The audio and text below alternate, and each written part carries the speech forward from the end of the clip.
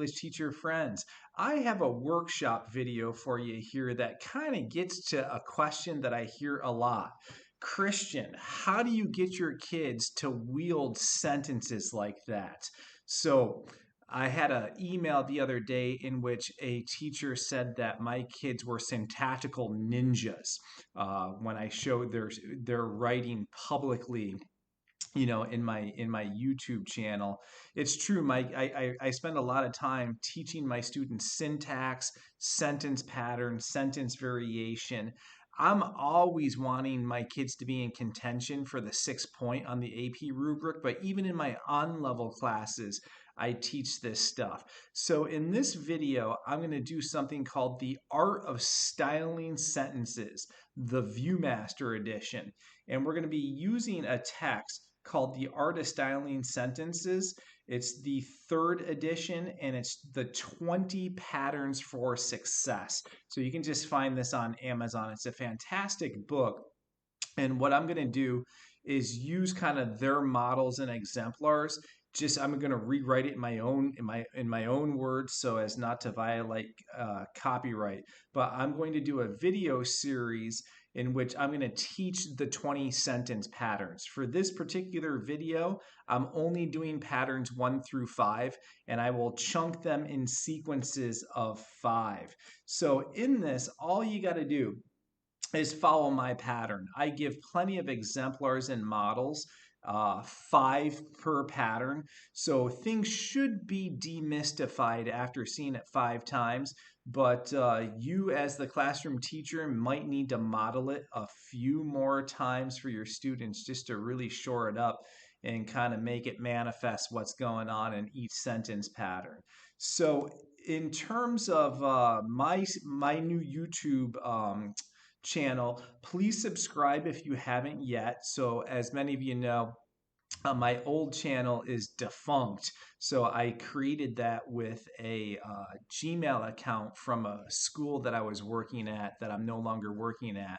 So given that that email is no longer in existence, I have no access to that old channel. So I had to create a whole brand new one, which is cool because it gave me the impetus to do it better and to improve it. So before we dive in, I want to talk about the boys that I usually mention in writing workshops like this, Strunk and White, and their seminal text called Write It Right. Before I do the 20 patterns with my students, I get them into Strunk and White's Write It Right. They have something called rule number 18, in which they assert that there are 12 different sentence types. All right. Types, not patterns, types. So first, my students know the sentence types. And in knowing those, we get into the minutia of the parts of speech, and they have a really good knack for identifying dependent clauses, independent clauses. So my students can do all that stuff with colons, semicolons, dash, commas, periods. Like they're pretty good with their grammar, their punctuation, their syntax. Now, patterning with this particular book gets into how do you craft the voice, the rhythm, the flow that is essential and integral to be in contention for that 6 point on the AP rubric. And again, I really want to preface this. I do this at all levels, even with my first year students at the high school level. So just keep in mind that like what you're going to see here in this video, you got to Bob Ross your instruction. And what I mean by that is you need to provide plenty of models and exemplars. This can get pretty twisted, especially for the lower grade levels. This year, for example, I'm teaching on-level juniors AP Lang, AP Lit. My guys get it. If I model it 5 times for them, they're going to get it. A couple of kids might need a little more modeling, so I'm just Johnny on the spot and write a few right in front of them. And then, usually the eureka moment happens and they're like, oh, I got it. So just sit back, follow my lead, and I'll demonstrate the first 5 sentence patterns, right? So in order to get good voice rhythm and flow, Students need to deviate away from stacking independent clauses and short, simple declarative sentences atop each other. That's typically what, emerging, struggling students do. We need greater pop, pizzazz, spunkiness. So we're going to go through all 20 of these patterns over 5 video series. So as I said, we're just going to take a look at patterns 1 through 5. So let's jump right in and take a look at what pattern number 1 looks like.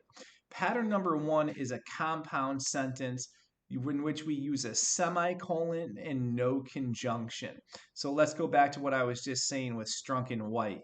Given that my kids have gone through Strunk and White's seminal text, Write It Right, they know what a compound sentence is, they know how to use a semicolon, and they know what conjunctions are. So it's really pivotal that they know those particular things.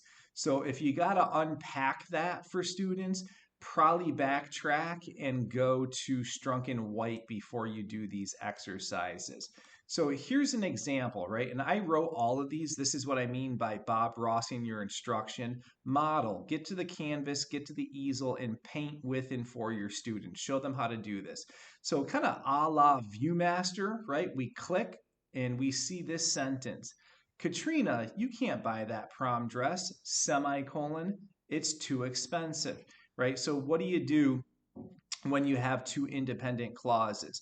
The biggest kind of happy little accident that my students make is they're comma splice crazy. They link independent clauses with commas. And in reading College Board sample papers, oh my goodness, do most of the kids in the nation not know how to use a semicolon? I think that precludes them from getting the sophistication point. So exemplar number 2, look at this one. Our school cafeteria serves Domino's pizza, semicolon. Franklin High School gets theirs from Papa John's. So it's just basic, take the conjunction out, throw a semicolon in. So here's another one. Forget about defensive driving strategies in Boston. One needs to know how to white knuckle 5 lanes of traffic. And again, after seeing it 5 times, you have a conversation about independent clauses versus dependent clauses, and the proverbial light bulb illumines and kids get it. As the captain of the football team, comma, he must lead by example, semicolon. He must never get complacent in spite of the team's many successes. And after the 5th time, hopefully everything's demystified and crystalline clear. The days are getting shorter and much more cold, semicolon. Autumn has finally arrived. So if you're going to do this exercise with me and have your kids follow my lead, have them write 5 sentences using pattern number 1. So pause the video and have them bust those out. And again, teacher, you might need to write a few of your own just to really shore things up and to unravel things a little bit. So pattern number 2 is compound sentence with elliptical construction. And again, I keep hearkening back to Strunk and White. They define all of this stuff in their book. So my students have done Strunk and White before doing the art of styling sentences. So for the senior class, comma, the new parking pass system was a godsend, semicolon. For the juniors, comma, a disaster. So you can see here, it's the same as pattern 1, but you're truncating things, you're pausing, doing that stop stutter step. And that's really good to do every now and then to get the voice rhythm and flow. Students really need to know how to use this pattern sparingly, of course, but it's a good thing to have in their arsenal. Mr. Kuhn says at the beginning of each of his classes, be prepared, I'm going to make it rain knowledge. For Mr. Geezer, on your marks, get set, go, right? So all sorts of syntactical magic going on here, right? So this is really, really good high caliber stuff. And most kids in the nation, when I look at College Board samples, are not doing this enough. 10 blares of the fire alarm signifies that everyone needs to evacuate the school promptly, semicolon. The principal's 3 blasts of the whistle, comma, it's safe to come in. Right, so you just do this like pause, stutter, step mid-sentence with the commas and the semicolons kind of contending with each other. So here's another one, sentence number 4 for pattern number 2. The New York Yankees and Boston Red Sox each have a goal this year, colon. One is to win the World Series, semicolon. The other, comma, not to finish bottom of the division for the 3rd year in a row. So again, great syntactical manipulation in a sentence like that. And the thing is, and I'll kind of give you this caveat, when I teach this to the kids, sometimes a few of them think that every single sentence they write has to be this magical, illustrious, long, complex sentence, with 32 colons and 78 semicolons and 13 dashes in it. And they're like, yeah, I'm doing good writing. It's like, no. Just do this every now and then. Voice, rhythm, flow. The wrestling team's theme song is Via con Dios, comma, meaning go with God, semicolon. The soccer team went more with an 80s theme, comma, we will rock you. All right. Again, if you're painting along with me, how about you pause it right here and write 5 original sentences using pattern number 2. Pattern 3 says this, compound sentence with explanatory statement. Let's look at a few just to see what this means. No one, however, can deny the fact that Michael Jordan did what those in the GOAT debate do, win rings and a slew of other prominent accolades, right? So you got a couple commas in there, semicolon. Let's see it again, and I'll explain this one.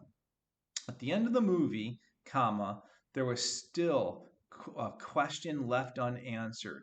Who killed Davy Moore, right? So when you interject a question mid-sentence, you got to offshoot it and introduce it with a colon. So here's another one, just doing all sorts of tricks here. Dad jokes present 2 sides of a coin. So we're listing, use the colon. On one hand, comma, they are hilarious, semicolon. Yet on the flip side, comma, they are often annoyingly dumb.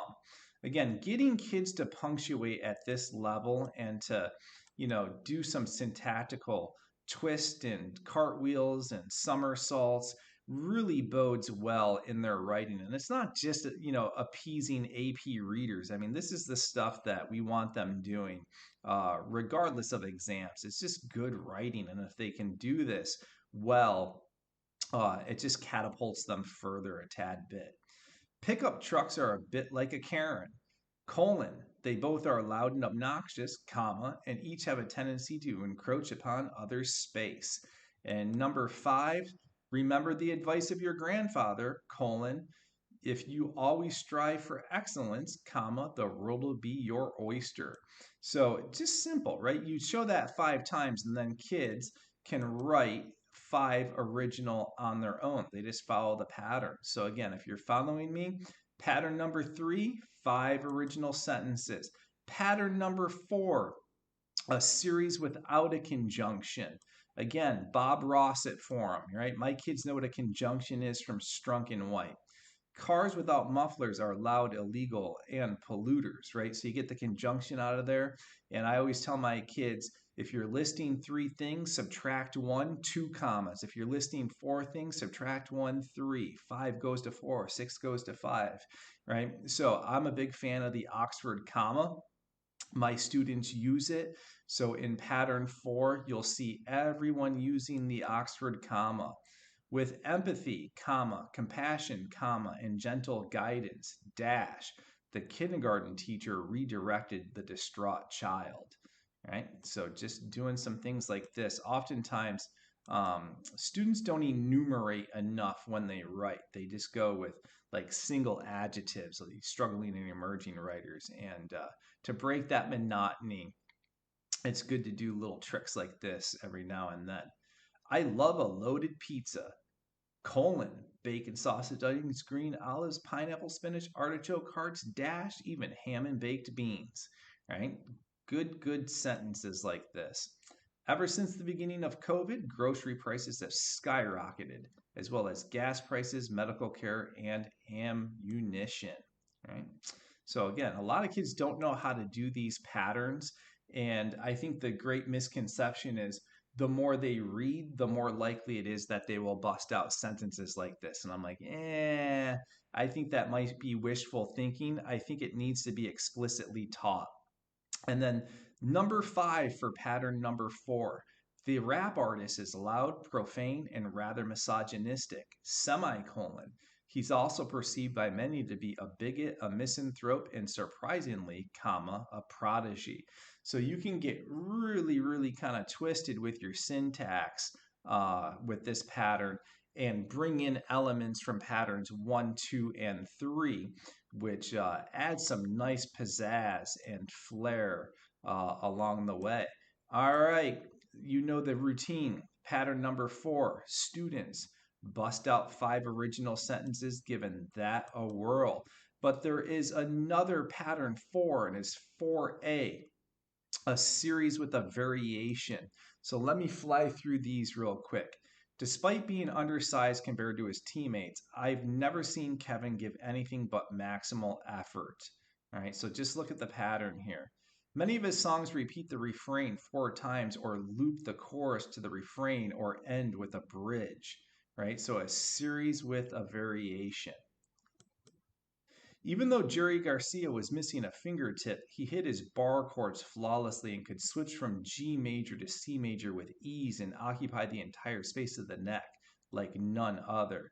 All right, shout out to the Grateful Dead, right? If I could ever teach kids about the Grateful Dead, get them listening to good music while teaching them about sentence patterns, bingo, 2 birds, 1 stone. So hopefully you're seeing the pattern here. The English teacher, comma, without much in his school budget, comma, provided markers, comma, glue sticks, comma, and glitter for the project. Right, so that's just one way to manipulate the pattern.